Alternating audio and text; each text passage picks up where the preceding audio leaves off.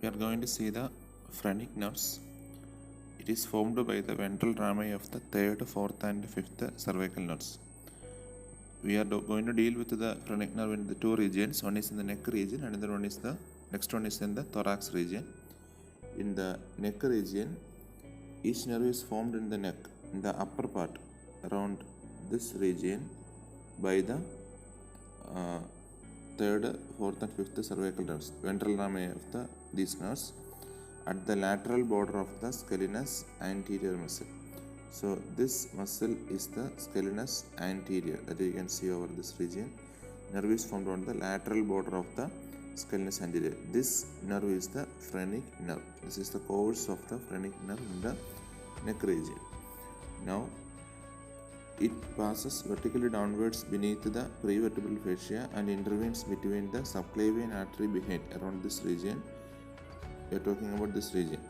It intervenes between the subclavian artery behind and the corresponding vein in the front. Then it enters the thorax after crossing the front of internal thoracic artery from lateral to medial side. The relations of the phrenic nerves in the neck is in front, or superficial relations are: in the outside you have the skin, superficial fascia, platysma, and a deep cervical fascia. Then here is the sternocleidomastoid is cut and reflected over this vein. This is the cut end of the sternocleidomastoid. So the sternocleidomastoid will be forming the anterior superficial relation. Another one is the inferior belly of omohyoid. You can see the cut end of the omohyoid over here and this region. So the muscle will come and cross the phrenic nerve in this fashion. So inferior belly of omohyoid. Next is the internal jugular vein and the terminal part of the subclavian veins. This is the internal jugular vein and these are the subclavian veins, terminal part. Both will be lying superficial. Now thoracic duct on the left side and right lymphatic duct on the right side, which is not shown in this diagram. Then branches of the thyrocervical trunk, mainly the transverse cervical and suprascapular arteries. They also lie anterior to the phrenic nerve in the neck region. Last one, the prevertebral fascia. What are the deep relations of the phrenic nerve? Main one, as you can see from the diagram, is the scalenus anterior muscle. Now the scalenus anterior muscle, posterior to that you have the subclavian artery. The interesting thing to note is, first part of subclavian artery related to the left side, or second part of the artery will be related to the phrenic nerve on the right side. Then the internal thoracic artery will come as the posterior relation or deep relation. We will continue with the course of the internal thoracic artery into the thorax. As we have said earlier, this is the phrenic nerve. This is the right phrenic nerve. So this right phrenic nerve is crossing the internal thoracic artery. This is the internal thoracic artery. Is crossing the internal thoracic artery from lateral to medial side, and it then traverses in the superior mediastinum. Then it passes in the middle mediastinum. Then it reaches the diaphragm.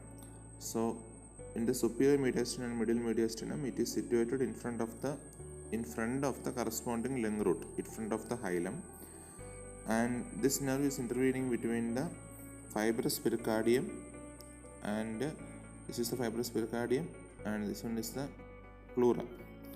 In the thorax, the nerve is accompanied by pericardiaco-phrenic vessels. You can see the pericardiaco-phrenic vessels emerging from the internal thoracic artery in this diagram.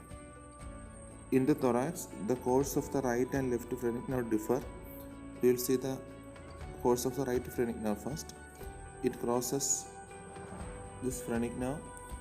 As you can see from the diagram, it is crossing the second part of the right subclavian artery and is shorter, vertical, and more deeply placed than the left nerve. The right phrenic nerve passes downwards.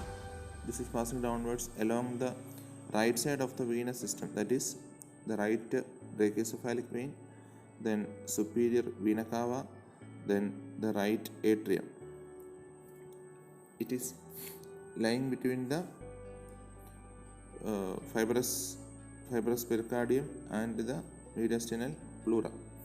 Finally, it pierces the diaphragm on the lower region. Here, it pierces the diaphragm either separately or through the vena cava opening. Now we will trace the left phrenic nerve. Now the nerve crosses the first part of the, here is the arch of aorta, right? Here is the left phrenic nerve. So the nerve is crossing the left part of the left subclavian artery, first part of left subclavian artery, and is crossed by the thoracic duct. It courses downwards along the left side of the arterial system. At first, it passes between, around this region, it passes between the left common carotid and left subclavian arteries and is lying lateral to the left vagus nerve. This is the left vagus nerve. Above the arch of aorta and undercover of left brachiocephalic vein, this is the brachiocephalic vein, the left phrenic nerve crosses in front of the left vagus and then passes along the left side of the arch of aorta,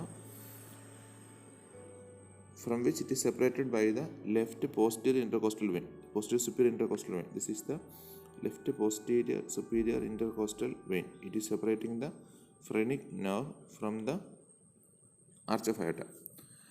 Now the nerve runs lateral to the left ventricle and outside the fibrous pericardium.